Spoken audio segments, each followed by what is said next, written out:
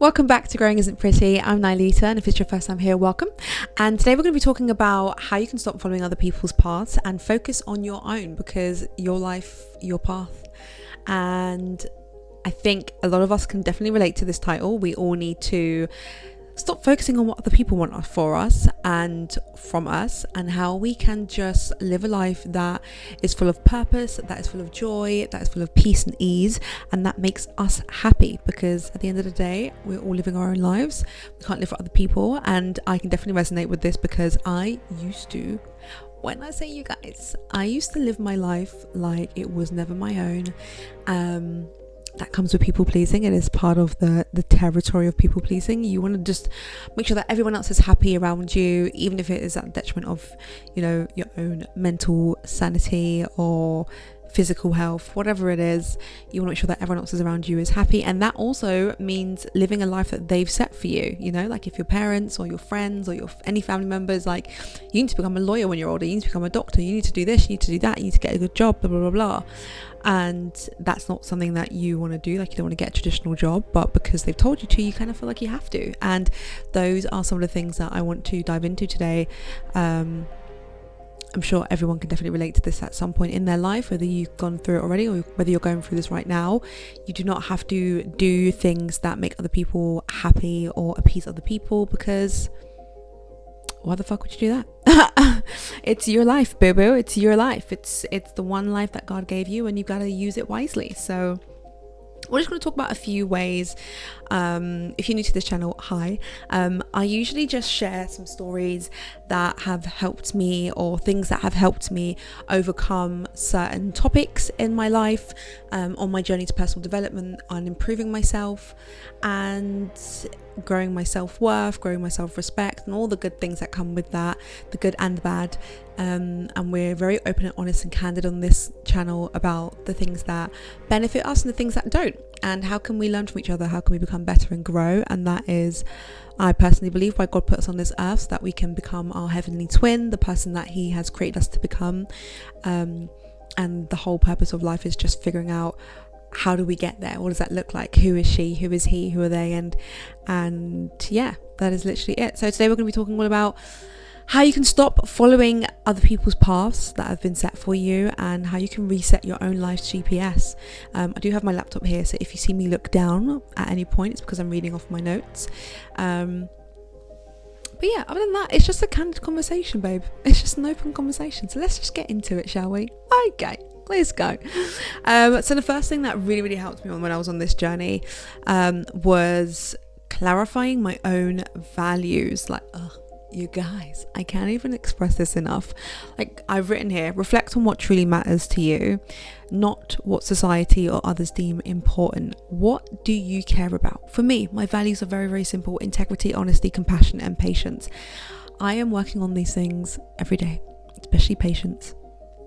Sometimes they're tested, sometimes I live up to them, and sometimes I don't. But like, you have to figure out, what is the value for you? Who do you want to become? What does the woman look like that suits your heavenly twin's needs, that matches what God intended you to become? Who is that person? So clarifying your own values. These things can come from figuring out what your boundaries are, past experiences, present experiences, or just looking at someone who is like your role model almost. What are they doing? What have they done? What are their values? What values from that individual have you found admirable that you would like to adapt into your own life? So for me, it's like Emma Grede is my role model, my CEO role model, and I would say that she is just full of integrity, full of honesty. She's very honest, very open, and that filters all the way down into her businesses, like Skims, Good American, Safely. You can tell in any interview that I've ever watched her in, or just the way she carries herself, an online presence as well. I haven't got to meet her yet in life, but I will. Maybe I'll work with her one day, you never know. And what I see from her is like, her integrity is 10 out of 10. She is who she says she is. She shows up exactly the way that she wants to. She when she says something, she like follows through with it. Her word is like her bond. Like, she's very yeah, I would just say she's full of integrity. She's very honest about, you know, what goes into becoming an entrepreneur, the journey. She's like, yeah, it's not fucking easy, and I never said it would be easy, or there's hard work, there's graft, there's grind. And the one thing I find so admirable about her as well is that she really talks quite openly about the idea that balance is a myth. And I agree. I've made a video on this before as well. Like, I don't believe that balance is true. I'm also reading The One Thing right now, and he talks very much about balance is not something that we should be aspiring to be. It's almost like a trap if you're aspiring to be a balanced person, in the traditional sense, I mean, where it's like I have to give 50% at home and 50% at work. Actually, no. Emma's very honest about, like, to be honest, you're gonna give, say, 90% at home at one stage and then 10% at work, and then you're going to swap it around. It's going to be 90% or 80% at work, and then whatever remaining at home, or in your marriage, or with your kids, or, you know, with the family and whatever else. So she's very, very, very honest and open about, like, who are you and what do you want from life, and don't have the expectation of everything being perfect and peachy, because it won't be, but you can make it as joyful of an experience as you want it to be, really. So yeah, the first thing I would do is find the person that inspires you, and if you don't know your values, and if you do, then how are you living up to them right now? What areas in your life are you not being, you know, for me it would be like honest, or what areas are you not being compassionate, or what areas are you not being patient, or, you know, lacking integrity? Where in your life are gaps that need to be filled, and how can you fill them? So those are the first things you're going to do, is about figuring out your own path and stop following other people's. Is you're going to really solidify your own values, get very, very clear on what they are and why they exist. And then you're going to go on to step 2, which is to create a vision for your future. Okay, define where you want to be in 5 to 10 years and take steps towards that vision every single day. Y'all, there are some people that have, like, a goal in life. They've got a beautiful goal. They've made a really elaborate vision board, and they set these goals, and they're really big goals and whatever else. And then they're like, I don't know how the fuck I'm going to get this goal. I don't know how I'm going to make this a reality for me. I don't know how I'm going to make this my life. And then it's like, oh shit, like, this is not for me. I can't do this. Never mind. You're not going to be one of those people. Okay, it's 2025. We're not going to be one of those people. You're going to create a vision for your future self. You're going to write the vision, make it plain, make it simple, make it crystal clear. Okay, and then that way you're going to basically just go straight into, like, what do I need to do next? Okay, I've got the goal. My end goal is to have my own home in 5 years' time. Great. How are you going to do that? My end goal is to lose 10 pounds. Okay, great. How long is it going to take for you to do that? What do you need to do to get that goal? You know, what things do you need to remove from your life right now? Is it a person? Is it certain foods? Is it more exercise? What do you need to do? Do you need to get an accountability partner? Do you need to jump into groups? Like, what do you need to do to make this goal a part of your reality? And then how can you add in micro steps, daily little bits and bobs that feed into this big goal? So create a vision for your future. Write it out. If you write it out, there's so many statistics about this. If you write things down, they become more simplified, more attainable, and more likely to become achieved. So write your vision down. Okay, what do you want? And I want you to really get candid, get open, get very ugly and honest with yourself about what you actually want. Like, if you want to be a stay-at-home mum, write that down. And if your whole life you've been hearing other people say, oh my god, stay-at-home mums, they need to go get a job, or they don't do any work, all that rubbish. Being a parent is a full-time job in itself. But if they're like, you know, being a stay-at-home, that's not a real job, and you need to go out and become a doctor, if that's what you've been hearing your whole life, but your goal secretly in your heart, what you've always wanted for yourself, is to just clean the home, cook the meals, take the kids to school, do the little play dates and stuff, become a PTA. Like, if that's what you want, babe, write it down. God damn. Okay, And then maybe one of the little steps that you could do is maybe start a conversation with your husband or your partner about how you can make that part of your reality. What sort of things you need to get in place? What do you need to do at your current job for you to be able to comfortably quit? Is money a problem? Is there anything that you can do as a hobby that can still bring in money but still allow you to be at home all the time? What are the little bits and bobs that you can do on a daily basis? Write it down, okay? That is your first thing. I need some water. Un momento, por favor. So the third thing that you're going to do is embrace trial and error. Okay, so let's talk about this for a second. There are different paths, different avenues of life that have not been explored yet, and I'm talking to myself as much as I'm talking to you right now. There are different things that we need to be doing. Step away from your comfort zone, okay? Because it's just not gonna benefit you. My sister-in-law tells me this all the fucking time. And you right.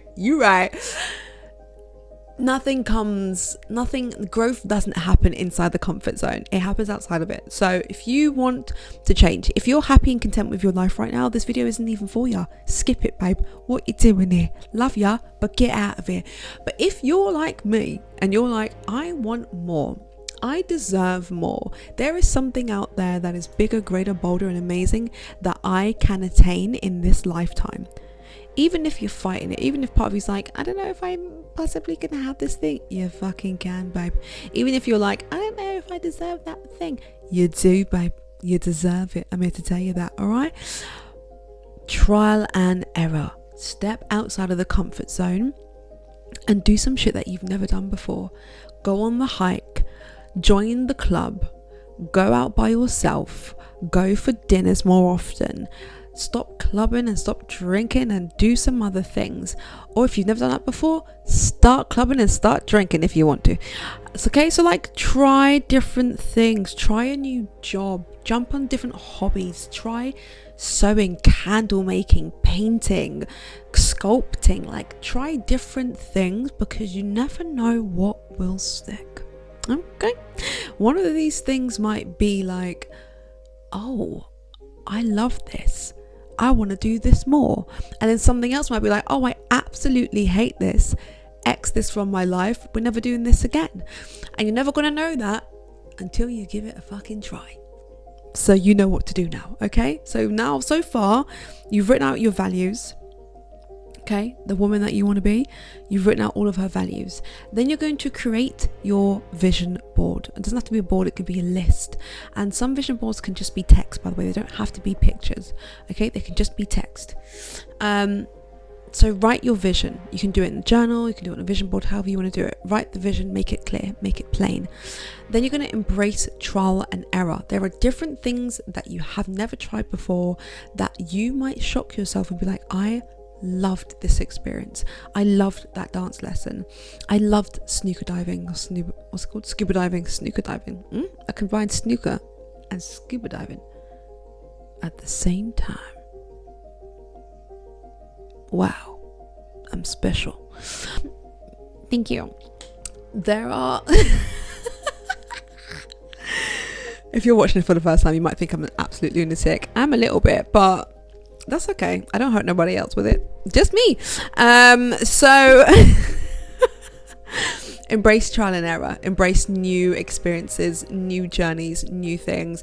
If you're currently at uni and you're in your third year, push to the last one. But then if you after that you're like, I actually don't want to be a doctor, what else could you do? What else could you do? Or if you've always wanted to go to university and you've always wanted to do, I don't know, carpentry, or you've always wanted to do interior design, do it. Take a micro course, do a little mini course and see if you like it, and then go from there. The fourth and final thing that I'm going to say, and this really, I needed this, and I wish younger me knew this more and did this more, because it would have saved me a lot of heartache. Set boundaries. It sounds simple, but it's not. Set boundaries. Stay focused on your goals by reducing distractions from people and things that don't align with your values. Stay on your business, okay? Like, set your boundaries. The reason that this is so important in this video, that it had to have its own bullet point, it had to have its own little section, is because when we're talking about following other people's paths, you are lacking boundaries. You're not doing the things that you want to do, you're doing the thing that they want you to do, and that is a problema. Okay, so when we're talking about how can you stay on your own path, how can you even figure out what your path is, you're going to have to set a boundary, and that has to be a verbal, I don't want to do that anymore. And that can be with yourself as well. Like, how can you honor you? You set boundaries with yourself. I think a lot of people have this assumption that more boundaries, more discipline, more routine and structure means that you lack what's the word I'm looking for? You lack flexibility, you lack freedom. There we go, that's the word. Like, there is an assumption that the more structured and regiment you are with your life, the less structure and less freedom that you have. And I have now fully understood that is absolute bullshit. It is the opposite that is true. The more structure you have, the more discipline you have, the more of a routine you have, the more likely you are to experience freedom. Freedom comes from restraint that we are all afraid to implement into our lives. That starts with boundaries with yourself. These are what my values are. My value is integrity. That means I need to start living an integral life. What does that look like? It means showing up when I say I'm going to show up, doing the thing that I said I'm going to do, living an honest and respectful life. Like, if I can't respect myself, how the hell can I ask other people to respect me as well? Whatever integrity looks like for you, whatever honestly, patience, compassion looks like for you, that is your value. Your values are respected and upheld when you implement boundaries. So if something for you is like, I am a physically fit person and I'm gonna work out 5 times a week. Okay, that I'm saying this given that you're already working out. Don't just jump to 5 if you never worked out before in your life. It's a trap. So if you're working out 5 times a week, right, you say, okay, I'm gonna work out 5 times a week now, and then you drop down and you start working out 3 times a week, you're not living an integral life, because you've told yourself you're going to do something and you're not doing that thing, right? I'm not talking about like extenuating circumstances like you break your leg. Well, that's different. But if you just decided, I'm not going to go to the gym that day, you lied to yourself. You're not upholding the value that you have decided is a part of your life. So how do you uphold this value of working out 5 times a week? You go to the gym, you go do the exercise, you go do the tennis, you go to the dance class, you go do the thing that you said you were going to do, and you do that by having boundaries. And it starts with yourself. Like, my boundary is I go to bed, I have a bedtime 10:30. Get your ass in bed. Wake up 7 a.m. If I'm not doing those things, I'm not respecting my own boundaries. Then I have all that time in between to do whatever the fuck I want to do. But that is my basic boundary. So set your boundary. So let's just recap real quick. One quick time. So number 1, clarify your own values. Number 2, create a vision for your future. Number 3 is to embrace trial and error. And number 4 is to have your boundaries. Oh, another thing I actually forgot to mention and note down as well is, if you're like, I don't know what the fuck my boundaries are, or where do I start with my boundaries, or how do I even figure out what my boundaries are, just have a look at your values. That's a good place to start. Another way that I learnt my boundaries, and this is how most people, I would say, learn their boundaries, is check in with your feelings, check in with your emotions. How do you feel when someone does something to you? So if you have a friend that has said something to you or done something in this lifetime to you, you're like, that really upset me when that person did that, there's your boundary. If you are at work and your boss keeps piling things on your desk over and over and over and over again, and you get so overwhelmed and you're like, that makes me feel so undervalued, and there's never even a thank you, there's your new boundary. So boundaries can show up when they are crossed. Unfortunately, that's usually when we figure out, this is a boundary, I don't like this made me feel bad, I didn't like it. That's one way that I figured out what my boundaries were, was when they were crossed. And I was like, this is not a nice emotion, I don't like this feeling at all, I don't want to experience it again. Set the boundary. Now, another question that sometimes A lot of people might even be like, how the hell do I implement these boundaries? Because it's great to know what it is now. I know what my boundary is, but I don't know how to implement this. When you're speaking to people, boundaries do not have to be implemented aggressively. That's one thing that I had to learn as well, because I feel like I was very black and white with my boundaries. It was very, I'm not saying I have grey areas. What I'm saying is the way that I communicated my boundaries was quite aggressive. It was like, you stepped over it, well then you a bitch. F you. It was very aggressive, and that is just not how you want to communicate with anyone, because it's like you're not going to set a boundary, you're going to lose someone in your life. And if you do, by the way, when you've respectfully set your boundaries and people decide to take a walk, it means they were only around because your lack of boundaries really benefited them, which is sad, but it is the truth of reality. It's how some people just operate. They're called leeches, is what I call them. They like to take the piss out of your generosity, your kindness, and unfortunately your lack of boundaries, your lack of the ability to say no. Some people love that. Okay, but the conversation can be very kind, it can be very respectful, it can be very honest and open, and very easy. It doesn't have to be difficult. Don't hype yourself up and be like, oh, it's going to be so hard to tell this person this thing, I'm so scared to say this to this person. Like, don't do that. Don't do that to yourself. Just be okay with the idea that someone might walk away. But I can make a whole other video on boundaries if you want me to. But yeah, I'm gonna leave it there because I feel like I'm waffling now. My voice is going as well. So anyway, besitos.